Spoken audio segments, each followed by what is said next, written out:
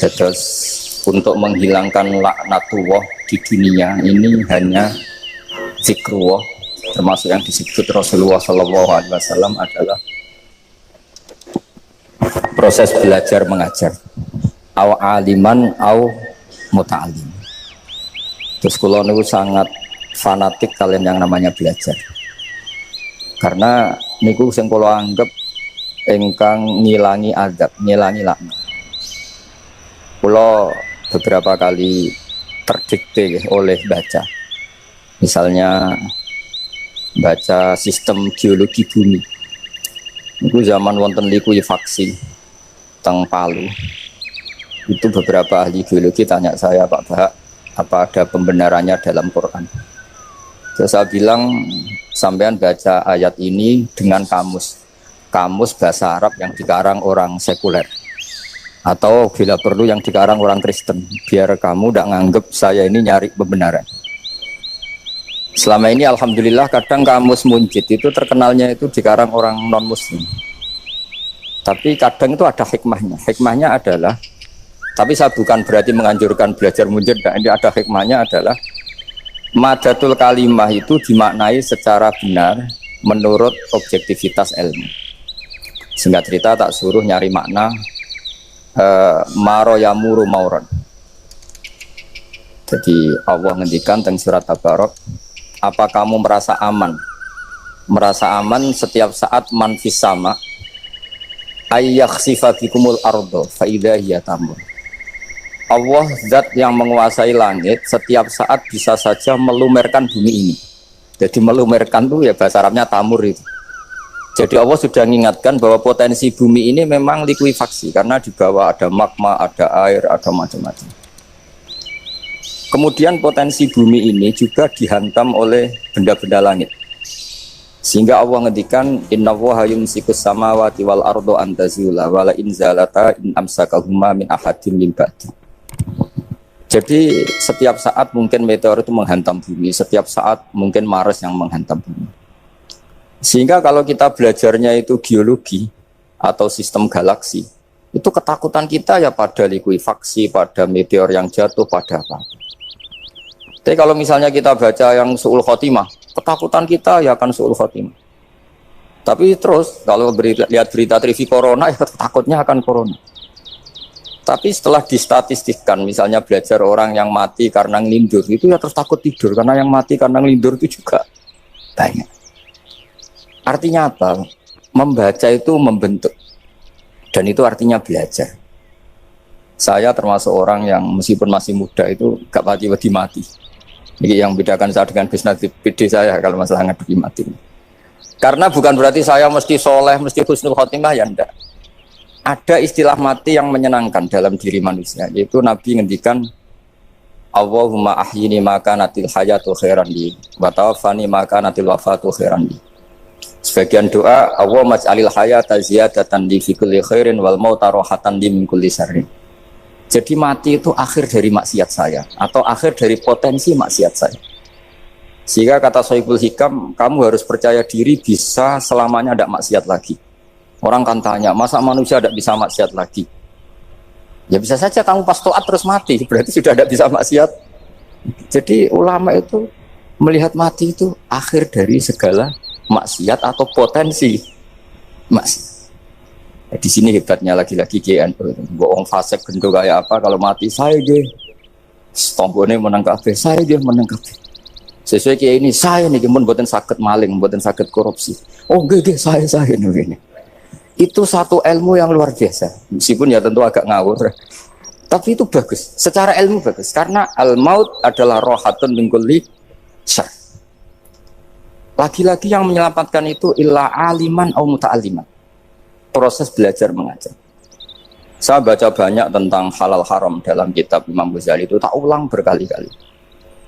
Saya tuh dulu ya gak paham, karena kitab paling susah di bab Imam Ghazali itu menurut saya kitabul halal wal haram.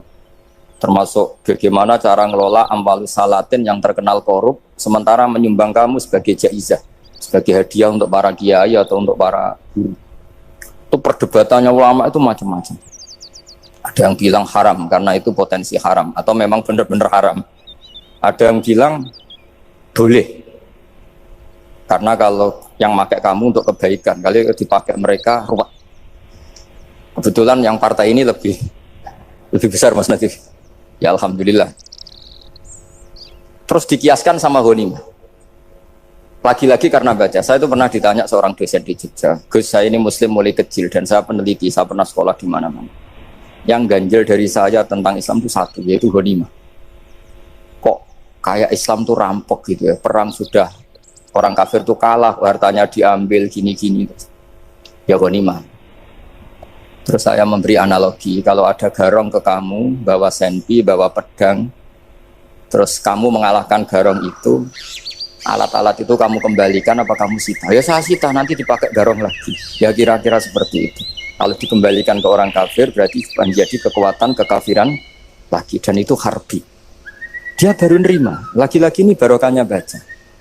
Makanya saya diminta sama sini, ya saya tentu faktor hormat karena bapak saya memang dulu ngaji sama Badullah. Mbah saya itu terkenal wali, yang bapaknya bapak. Itu kalau kesini nyifati Badullah satu. Nur situ mondok gini itu enggak apa-apa. Kode elek lah, kiaimu wali. Zaman itu bapak itu di kamar kursi ya masih ada kakinya. Saya dulu sering dijak ke sini sama bapak. Jadi bahasa saya itu terkenal wali dulu. Jadi bahasa itu tirakat terus sampai kapundut itu poso terus. Kebetulan cucunya agak niru. Saya tidak niru itu karena itu Gus Zaki. Memang disuruh tidak niru. Kata mbak saya kira usah tirakat, terus tak tirakati. Itu. Jadi saya bangun juga gitu. Kowe haram tirakat, tak tirakat ya. Saya senang sekali. Tapi tua-tua kok mikir putu, nah, terus nerakati putuku sopo. Jadi mulai jadi kiai betul Mas Nadif, saya ini sudah mulai mikir putu. Karena saya ini termasuk orang yang kecelok alim yang nggak banyak orang menghormati karena sudah diramal sama mbah-mbah. Di dulu mbah saya Mbah Nur Sam itu kakak saya itu SMP SMA, kakak saya yang kedua juga SMP SMA. Mbah saya itu Mbah Nur Sam itu yang nganterkan bapak ketika mondok sini, yang ikrar karo Badullah wali Mbah Nur Sam, ahli tirakat, ahli puasa. Itu bilang, Nur, anak sing iki aja pondok, aja sekolahno. Sampeyan sing ngalim ku anak sing iki.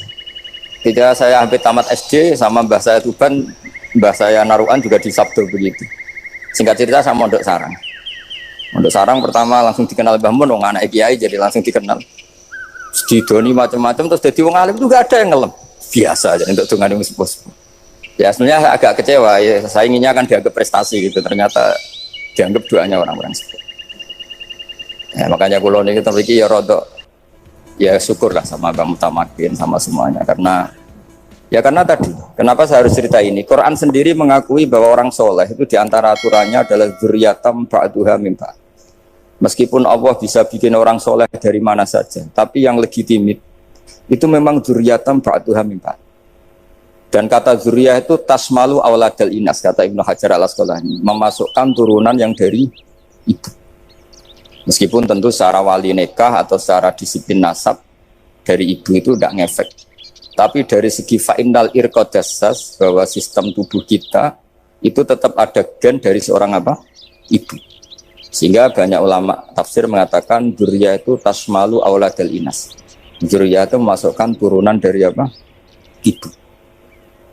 Bapak saya itu nasabnya nasab wali, jadi mbah-mbahnya itu suka tirakat, suka. Ibu itu nasab kiai. Jadi kalau bapak wiridan itu, kalau istiqomah itu disalahkan sama keluarga ibu. Istiqomah itu salah. Karena ijabu malam yajib, mewajibkan sesuatu yang tidak wajib. Itu masalah secara ilmiah. Mbah Mun itu sering kritik kalau ada pondok kok wajib puasa, wajib merawat itu sering kritik. Itu secara fikih bahaya. Ijabu malam yajib, mewajibkan sesuatu yang tidak wajib. Dan itu kriminal dalam bab fikih. Betul itu, sama cari di Sulam Taufik, babnya itu ngeri. Ijabu malam yajib itu tidak dihitung minal kabair, dicari sendiri itu di bab Sulam Taufik, tidak perlu saya sebut, itu parah betul malah cara menvonis Abdullah bin Husain bin Thohir di Sulam Taufik. Ijabu malam yajib. Tapi pondok-pondok yang tirakat tidak kurang dalih. Niki boten majibaken, ngelatih. Boten majibaken tapi napa? Nah, silsilah dari keluarga ibu itu suka ilmu. Sehingga Abdullah bin Mas'ud itu tiap hari itu mensweeping orang yang sering duha. Kalau ada orang duha istiqomah itu disweeping. Awas, harus seminggu sekali, nggak boleh tiap hari. Masa sholat fardu kamu saingi sholat duha? Nggak boleh, fardu tersaingi. Itu Abdul masyhur, sampean cari di Al-Hunjah itu. Sayyidah Aisyah kalau ada orang duha tiap hari dimarahin. Dan itu secara konstitusi ilmu benar karena Nabi Qiyamul Lail Ramadan itu hanya 4 hari yang dipandu. Lainnya itu enggak. Khasyata ayyufradu alaihim, kalau dalam sahih takut dianggap fardu. Akhirnya istiqomah itu masalah di keluarga saya yang dari ibu.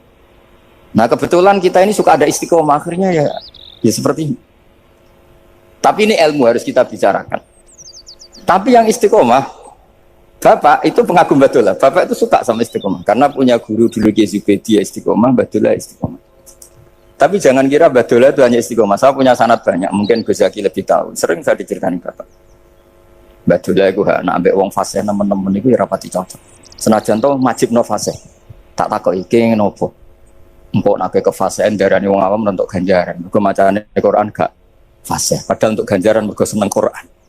Jadi terus tak takoki Bapak, niku saged damel syariat mboten? Ya ora kena, pokoke ngono. Jadi gue ngekrori.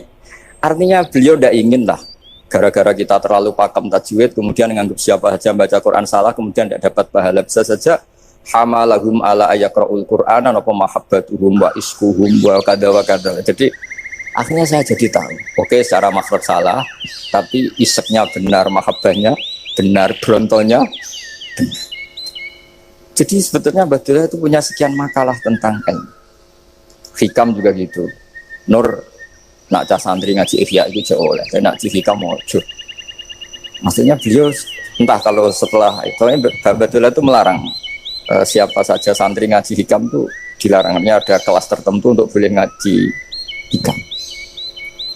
Nah kenapa saya cerita ini? Karena saya masih ingat betul di antara wasiatnya Mbah Mun itu. Pirroh sebab apa Fatihah kok ihdinas siratal mustaqim, bukan siratoka tapi siratal ladzina an'amta alaihim. Dawe Mbah Mun fa innallaha ta'ala la ya'kul wa la yashrab wa la yanqih wa la kadza wa kadza. Allah itu tidak makan, tidak minum, tidak tidur. Sehingga kita tidak bisa niru Allah. Tapi yang makan tidur itu manusia. Sehingga kalau ingin dekat Allah ya niru siratal ladzina, bukan siratoka. Kita cara tidur niru Kanjeng Nabi, niru ulama, cara makan, cara minum, niru Allah tidak bisa. Makanya bukan ihdinas siratal mustaqim siratoka tapi siratal ladzina an'amta. Maka dalam beragama itu butuh master, butuh panutan. Ya tentu Mbah Mun oleh ngendikan pakai lewat orang-orang kuno. Cara Mbah Mun pakai cantolan. Maka saya punya makalah banyak dari Bapak, dari Mbah Mun, dari Mbah Zubair, dari sampai saya itu hafal sanad sampai Rasulullah SAW. Karena yang bisa mengawal ilmu itu sanad.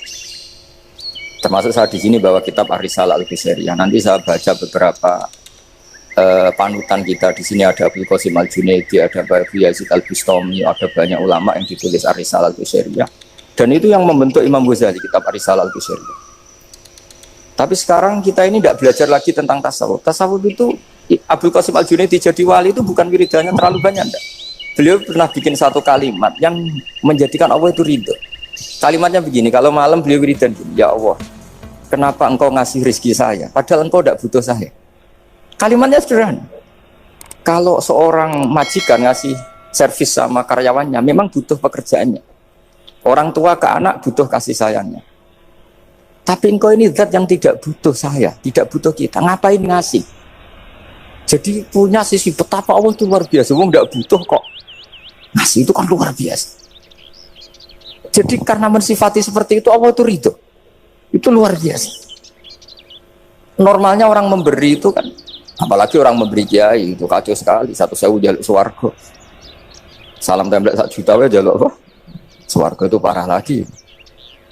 Nanti kalau enggak masuk surga diundat-undat. Itu ngeri lagi itu. 1 juta minta apa? Surga. Sayyidina Ali itu diantara sebabnya beliau dekat Allah itu karena muamalahnya sama Allah itu benar. Di antara muamalah itu yang diriwayatkan di kitab Ar-Risalah Al-Qusairiyah adalah masyhur. Kafani izzan antakuna li rabban wa kafani fakhran an akuna laka abdan. Tiap malam ya beritanya itu, ya Allah, saya sungguh sangat mulia karena engkau yang jadi Tuhan. Coba kalau saya dituhani manusia yang mati atau dituhani siapa yang mati juga. Wa kafani fakhron an akuna laka abdan. Saya ini bangga sekali karena jadi budakmu, jadi hamba zat yang tidak mati. Jadi pakem-pakem yang menjadi masyrab kalau dalam bahasa tasawuf itu yang menjadikan wali.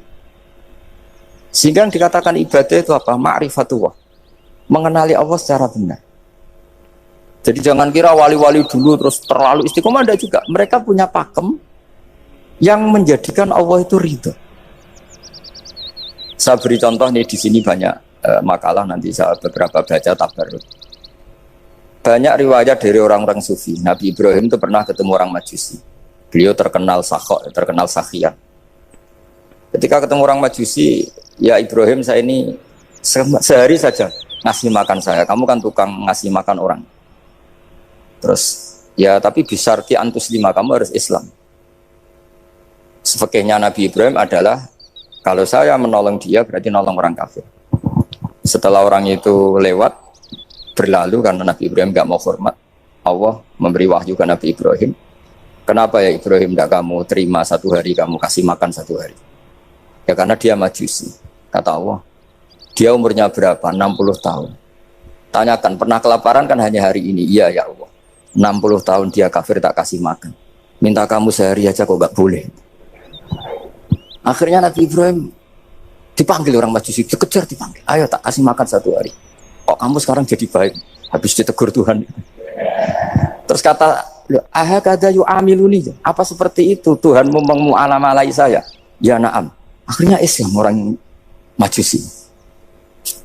Jadi itu lagi-lagi ilmu. Jadi yang dikatakan ilmu itu satu, nyuwun sewu, satu teori atau kalimat atau apa saja yang menjadikan kita ini pakem. Meskipun pakem itu kadang sulit diterima orang-orang khusyuk. Orang khusyuk itu ya nyuwun sewu ada sisi nakalnya. Makanya Mbah Mun sering kayak jargon masyhur. Zada khusyuan, zada jahlan, tambah khusyuk tambah bodoh. Bukan bodoh dengan makna salah itu enggak. Memang kadang terus anti ilmu. Misalnya gini, ini contoh yang karena saya ini mengkhidmati ilmu, saya beri contoh yang urusan ilmu. Ada orang sujud diinjek orang fasik, kepalanya diinjek orang fasik. Terus si orang yang sujud tadi ini ada di Sahih Muslim, juga ada di Ihya. Wallahi la yaghfirullahu laka. Pakai sumpah, wallahi la yaghfirullahu laka. Allah langsung mewahyukan ke Nabi fi hadzal zaman, fi tilkaz zaman atau fi dzalikaz zaman. Man dzalladzi yata'alla alayya alla aghfira li fulan qad ghafartu lahu wa ahbattu amalak. Katakan ke orang itu, siapa yang mencatut nama saya yang hanya berstatus tidak memaafkan? Itu enggak fair. Saya ini Tuhan kok bisa yaghfir, bisa yu'adzib. Kok sifat saya tinggal satu, yu'adzib, itu gimana? Dicatut separuh itu Allah tidak terima. Tapi kalau kita baca Quran, saya ini sama orang fasik ya benci. Yang saya ini orang soleh, setidaknya pura-pura soleh lah. Karena di depan para kiai. Tapi mau tidak mau, ketika Allah mensifati dirinya tentang orang munafik gimana? Wa yu'adzibal munafiqina insya'a au jatuh. Ini cocok tidak cocok, potensi memberi tobat itu ada. Meskipun sama kalau orang munafik, tapi ya tetap bacanya wa yu'adzibal munafiqina ya insya'a au jatuh. Rasulullah kayak apa bencinya dengan Wahsy karena qatilu Hamzah. Tapi Nabi tunduk sama konstitusi Quran. Laisa laka minal amri syai'un aw yaqufa alaihi ma yu'adzibah. Akhirnya Allah malah memberi tobat sama qatilu Hamzah, yaitu Wahsy. Ini pentingnya baca lagi. Kalau kita tidak baca, hanya khusyuk saja, tidak baca, pasti sama orang yang menginjak orang sujud tadi, yang menginjak pasti salah, nggak dimaafkan. Bongso pasti. Pertanyaannya adalah, betulkah Allah punya sifat satu, yaitu yu'adzib? Makanya kalau kita baca, misalnya baca Quran, walillahi mulkus samawati wal ardh, ya sudah, yaghfiru liman yasha wa yu'adzibu man yasha. Kalau nuruti rasa kita, ya inginnya ke kita, yaghfir, ke orang lain yu'adzib. Tapi Tuhan kan nggak terima. Saya ini Tuhan kok didikte makhluk saya ini gini, nggak bisa. Sehingga ya ini lagi-lagi ilmu. Makanya saya cocok nggak cocok itu suka baca. Saya suka sekali baca. Mulai ulama dulu, ulama modern, setengah dulu. Mulai ulama yang kedunian sampai setengah kedunian. Suka. Saya dulu tuh nggak suka uang. Karena saya memang tadi mbah saya dari bapak itu wali mas tadi. Kalau tadi Mas Nadif jujur, mulai Mbah Soleh itu suka bully mertuanya, jadi saya alhamdulillah dia jujur. Mbah Soleh itu menantunya Raden Asnawi, itu ya bully-bulian sama ini terus ditiru beliau ini. Itu nggak suka sebenarnya. Saya itu ya pokoknya tadi kalau orang daftar wali itu kan nggak suka sama. Karena mereka nangis ketika Allah ngendikan wa aqridu wa atau ayat-ayat anfiku atau orang baik disifati wa aqridu wa qardan hasanah. Itu hadal khitab li ahlil jibdi was sarwah. Ini khitab untuk orang kaya. Kalau isin Gusti jenengan nampen ngongkon infak kok kalau diinfak. Jenengan nampen ngongkon ngamal kok kalau di ngamali. Jadi maka yuhibbunal mal, mereka tidak suka harta. Walakin diana luladzatal khitab bil infak, dan itu harus kaya dulu untuk bisa infak. Jadi itu uniknya. Akhirnya saya Imam Sa'roni penting juga kaya. Jadi wali untuk suka harta itu nunggu diperintahkan Allah. Alhamdulillah kita ndak, sudah wali dulu karena sudah senang harta wali. Jadi kayaknya keren kita dibanding wali-wali itu. Artinya wali itu tahu pentingnya harta setelah jadi wali. Kita alhamdulillah mulai kecil sudah tahu pentingnya harta. Kayaknya kita lebih wali. Imam Syafi'i itu dulu gak suka sama orang kaya. Saya berkali-kali ceritain. Karena dia dididik Sufyan As-Tsauri, Sufyan bin Uyainah. Tapi ketika ketemu Imam Malik itu kaya raya. Meskipun dia hidupnya sederhana, tapi kaya raya. Pas beliau mau, Imam Syafi'i dia agak-agak sopan kalau sekarang tanya, setelah jenengan ilmu yang saya harus ambil siapa? Kata Imam Malik, yang sealim saya itu sudah meninggal Abu Hanifah, tapi muridnya masih, namanya Muhammad bin Hasan Asy-Syaibani. Kamu datang ke sana. Semalam itu Imam Malik dikasih uang 500 dinar. Padahal 1 dinar itu 4,25 gram. Bisa dihitung berapa ratus juta. Terus separuhnya dikasihkan Imam Syafi'i. Nah, tidak kasangoni. Pagi-pagi diajak ke Baki. Dulu Baki itu ada kafilah rental unta. Mana kafilah yang mau ke Irak? Kita. Ya sudah ini antar. Tak bayari. Diantar Imam Syafi'i. Diantar ke Imam Muhammad bin Hasan Asy-Syaibani di Irak. Itu ketemu Muhammad bin Hasan Asy-Syaibani pertama itu apa? Beliau itu kalau ngitung uang di meja. Emas-emasnya di meja, uangnya dolar, semuanya di meja. Tambah kaget, ini saya sama Imam Malik ingkar, ini malah lebih parah lagi. Kata Muhammad bin Hasan Asy-Syaibani, atak jabu min hadza. Kamu kagum dengan ini, merasa aneh? Iya. Ya sudah, ini tak kasihkan orang fasik. Tiga demenan, tiga judi. Jangan, jenengan saja. Kalau jenengan kan orang soleh dipakai kebaikan, berarti orang soleh boleh kaya. Angsal-angsal kan besar. Semenjak itu Imam Syafi'i kebablasan. Sampai fatwa kiai fakir itu haram. Kiai bisa bikin rumah bagus, bikin rumah jelek, haram. Puasa al-Islam ya Allah wala yulah. Nah, lagi-lagi kebetulan kita sebelum ngaji Imam Syafi'i sudah seperti itu. Jadi ini justifikasi. Lagi-lagi itu ilmu. Seorang lagi-lagi itu akhirnya saya baca kitabnya Imam Sa'roni namanya Al-Minanul Kubro. Itu beliau cerita wa mimma manallahu alaihi. Kesannya kayak orang sombong. Tapi sebetulnya yang sopan itu yang sombong karena Imam Sa'roni kan bilang, kamu harus memaklumatkan diri kalau antum minal ulama il amilin. Kamu termasuk ulama yang amilin. Terus ditanya sama orang-orang, bagaimana kalau nyatanya enggak? Kamu tadi subuh sholat, ya saya sholat. Kamu tadi zuhur sholat, ya saya sholat. Kenapa ketika kamu maksiat ingat terus, ketika kamu taat tidak ingat? Berarti kamu anggap Allah itu menyesatkan kamu tapi tidak pernah ngasih hidayah sama kamu. Pas delok rondo ning dalan kok maksiat, bar salat atau syukur, bar zuhur atau syukur perasa. Berarti kan nyifati Allah, hari ini Allah ngasih saya maksiat. Sementara lupa kalau Allah ngasih sholat zuhur, sholat asar, sholat maghrib, sholat. Oh sudah di situ al-Minanul Kubro, pokoknya orang itu soleh semua. Nah saya itu termasuk orang yang didikte oleh kitab, terbentuk oleh kitab Al-Minanul Kubro. Jadi di situ hidup itu enak semua. Makanya saya itu masih ingat dialeknya dua orang alim. Nggak perlu saya sebutkan, ini agak sensitif karena ceritanya itu ada anaknya kiai mau nyalek. Karena dia anaknya kiai tanya, Mbah, dalilnya nopo nanti yang kepengen jadi jabatan, mencari jabatan besar. Kalau yang jawab tak sebut nggak apa-apa namanya. Jawabnya Mbah Mun, oleh gak apa-apa. Nabi Yusuf juga ada jabatan. Terus beliau baca qalat alni ala khuzainil ardi inni khafifun alim. Nabi Yusuf juga ada jabatan ya Rabbi. Didebat sama orang alim. Itu Nabi Yusuf syariatnya itu mansukhah bi syariati Rasulullah Muhammad sallallahu alaihi wasallam. Setelah tamunya pulang, Mbah Mun dibantah gitu. Dari Mbah Mun gini bilang, anut kiai wae oleh pemenang anut Nabi. Sama ingat kalimatnya. Anut kiai wae oleh pemenang anut. Artinya Nabi Yusuf kan minta jabatan ij'alni ala khuzainil ard. Jadi akhirnya semenjak itu fikih ilmu tadi saya ulang lagi. Akhirnya saya cari, termasuk saya disuruh bangun. Saya golekno dalile nak wong soleh oleh jabat. Batin gue, dalil kok diorder saya sempat. Ternyata saya cari-cari ya tadi am yahsudunan nasa alama atahum wa min fadlillah faqad ataina ala Ibrahim alkitab wal hikmata wa atainahum mulkan azim.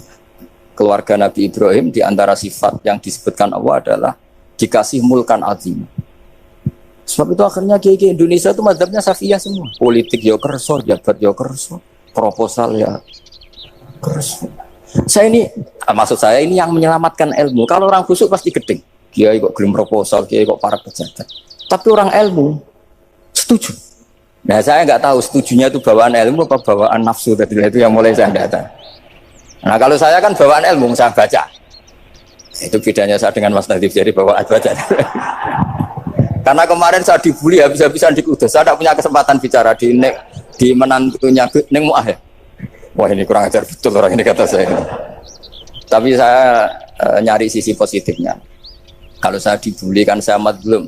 Orang madlum gampang jadi wali. Yang dia bully berarti zalim ya sudah berarti wali saya.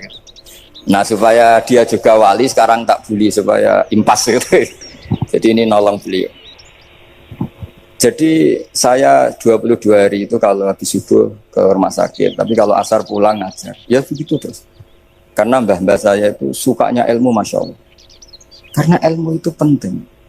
Apapun pakemnya para wali itu kalau diingatkan secara ilmu itu terus kayak runtuh. Saya berkali-kali mencontohkan.